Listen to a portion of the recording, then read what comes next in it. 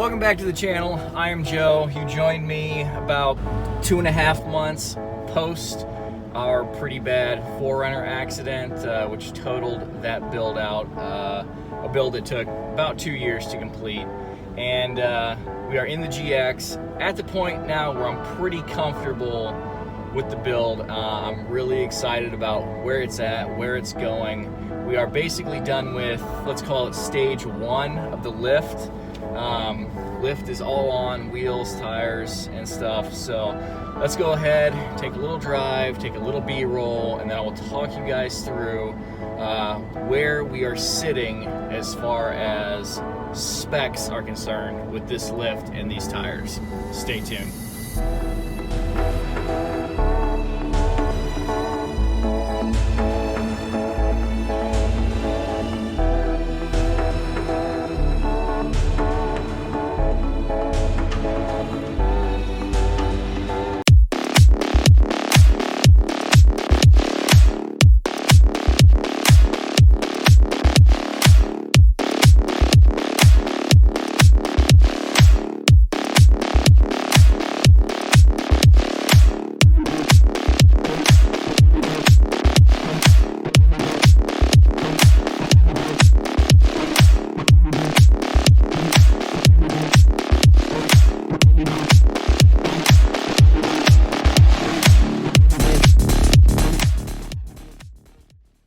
All right, now let's hop out, walk around, let you guys take a look at it, and then we're gonna go back to the nice, well, warmer garage, and we will get down and dirty with the actual specs and measurements of the lift.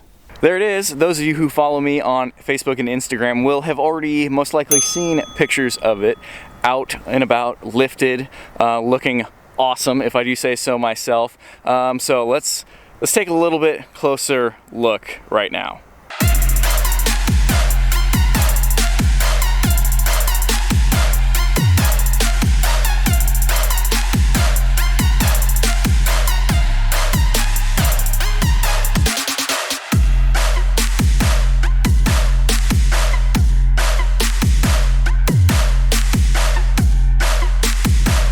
Overall, really happy with how the stage 1 turned out. If you're wondering about the stages and stuff, check out the previous videos leading up to this.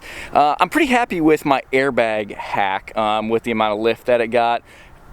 It's fine for now. I have the hidden winch mount from the 4Runner. Of course, the winch is a little worse for wear, but we need to dig into that. I'm 99% sure it's going to bolt up underneath there. Obviously, we have to trim the bumper out and stuff because there's not a grill in the front lower valance for the fairlead to come out, but the horn mounts, the crash bar mounts are exactly the same. So anyway, we're gonna put some extra weight up front, and then we'll see kind of where the lift goes from there. We'll see how those factory springs handle the weight, and in the spring, summer, maybe we'll do something else. But overall, I am so happy to have that thing lifted, running around in the snow on the Coopers. Yes, there's going to be a Cooper Evo MT tire review video coming soon. We have snow right now, and let me just tell you, they've been awesome. Hopefully the weather cooperates and we can get that video out to you guys very, very soon. Also, I don't know if you guys can see that with all the washout from the snow, I got the LFD skid plate from the 4th gen mounted up underneath there. That's going to be next week's video. You guys will want to make sure to stay tuned for that. Well, now that we're back in the somewhat warmer garage, I have my post-lift alignment sheet and some measurements that I took before we put the lift on, which may or may not mean anything because I have bigger tires on too. We'll try to explain that. Quick recap, if you haven't watched the previous videos, do that. Lift kit on the back is just the washer hack on the height sensor. We're gonna change that up again in the spring and summer. And on the front, we just have the Bilstein 5100 shocks set on the third from the top, or third from the bottom, second from the top notch for the coil bucket. And on the driver's side, we have it 1/4 inch thick, so that should net us between 3/8 and 1/2 inch of lift spacer to help accommodate for the gas tank lean. More on that. So before the lift, this was on factory suspension, 135,000 mile, completely factory suspension. On the front, I'll put a screenshot of my scribbles, but let's just go through it.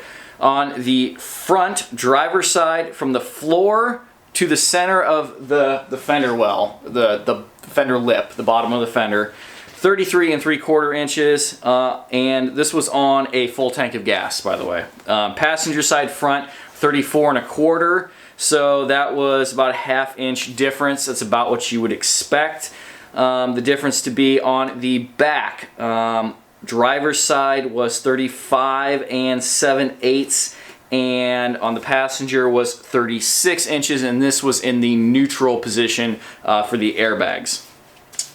And that was on 265/70 17 tires, so let's just call them 31-inch tall tires. Now, with the lift kit and 285/70 17 tires, let's go ahead and call them let's call the 285s, let's 33 inches. So that gives us a 2-inch tall tire, and since we're talking about round and we're talking about lift being from the center of that circle to the bottom, so half the so that's half the diameter, the tire is giving us 1 more inch of lift. So again, full tank of gas. Front driver's side, 36 1/2. So that gives us 2.5, right? 2.5 more inches of lift. So it's about 1.5 inches, 2 inches. And of course, it just kind of depends on where it has settled after you've pulled in somewhere. This is not an exact science. On the passenger side, 37 1/8. So that was quite a bit more. No, so we're looking at about 3 inches of lift in the front with the tire. Let's just leave it at that. On the back, we were at 37 and 37 1/2 inches, driver to passenger. Of course, we have the gas tank. That seems to have evened out now that because I took some more measurements after this. Both sides are about 37 1/2 once those airbags kind of found their sweet spot, because they're self-leveling. So that gave us about call it 1.25 inches, 1.5 of lift in the back with those washers. And I would have liked a little bit more, but it looks pretty darn good. If I measure like the frame rails in between the wheels, they're pretty much level. It just, depending on how you look at the car, which angle, it may look like it's a bro truck or not. You know, so, but like I said earlier, we're gonna get that winch put under the front and add a little extra weight. I would have liked to have done that before the alignment, so to take that into account, but whatever. It looks really good. The lift numbers are pretty good, and the alignment specs are great. Again, I will put a screenshot of this there. On the sheet, my toe in is pretty much 0 degrees. That's really good. We want that. My caster is 2.6 degrees and 2.8 degrees. Would have liked to have seen that closer to 3, but with the stock upper control arms, that's really good. And my camber is -0.1 and -0.2. So just barely in. I couldn't be any happier with these specs, based on the amount of lift that we got, which is, if you saw it beforehand and saw it afterwards in person, it's really substantial. I got done and I was really surprised on how much bigger this thing is. So with those lift specs and the factory control arms, I'm really happy. Will we change the aftermarket control arms in the future?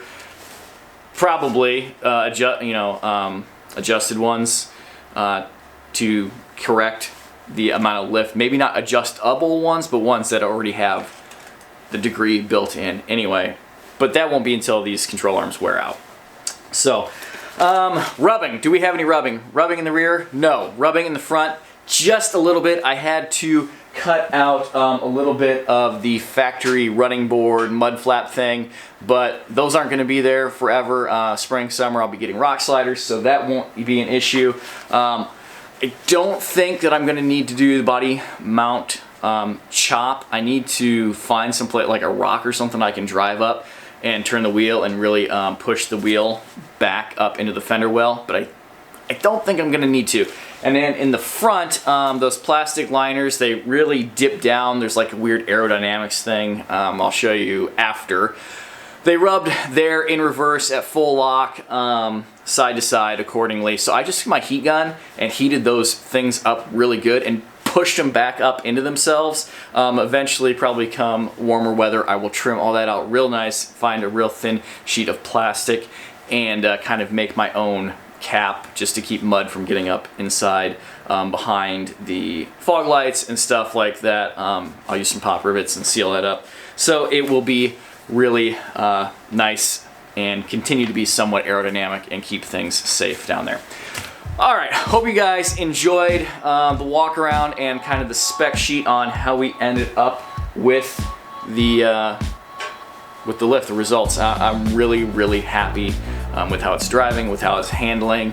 Again, stage one, we will continue to work on the suspension. As soon as the weather warms up, we're gonna do some towing with my camper. And I keep saying it, look at the previous videos to see what we did and a lot more explanation on why I did what I did. If you're new to the channel, be sure to check out, like I mentioned before, my 4Runner, my awesome 4th gen 4Runner that we built over the course of a couple years and went wheeling. And unfortunately, that was totaled. But fortunately, we all walked away and we are all doing fine now. So follow the links down below to Instagram and Facebook. Email me, hawkeyeskunkworks@gmail.com with any in-depth questions, and comments down below are always encouraged. I comment back or at least give you a thumbs up on all of them. So thank you for watching. Until next time, take care. Goodbye.